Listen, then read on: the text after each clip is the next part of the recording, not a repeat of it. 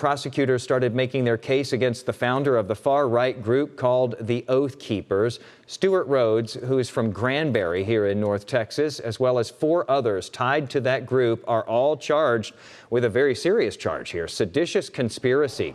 Each one is on trial for their alleged roles in the deadly insurrection there at the Capitol back in January of 2021. A digital investigative reporter from our sister station in D.C., Jordan Fisher, has been in the courtroom and joins us live now to talk more about this. Jordan, thank you so much for taking the time to be with us today. I know it's been a busy day today. If you could kind of fill us in and tell us a little bit about the atmosphere there in the courtroom as this trial got underway today. Yeah, absolutely. A lot of these trials have been pretty high interest, but this one certainly the peak of that. The courtroom is full, the overflow room is full, the media room is full, and I think everybody is waiting to see whether prosecutors can sort of bring the goods, so to speak, on this rarely seen seditious conspiracy charge that these 5 members of the Oath Keepers are facing. Particularly Stuart Rhodes, the organization's president, who has been in the courtroom for jury selection last week, and of course today as testimony kicked off. Yeah, you talk about how this is a rarely seen charge. We've seen so many of these cases move through now from January 6th, and many of them have been for lesser charges. Let's talk a little bit about seditious conspiracy here and what kind of punishment Rhodes and the others may be looking at here if they are found guilty of that charge.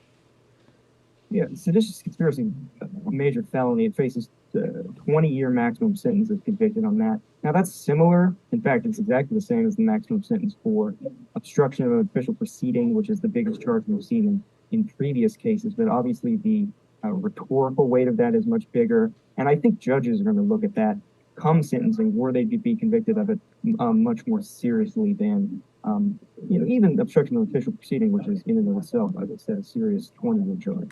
Jordan, do you know at this point, are we looking at a timeline here that's going to be a long trial? What do we expect with this one, since we've got 5 people here who are facing trial at the same time? And as you said, this is, sort of an unusual charge that we don't see very often.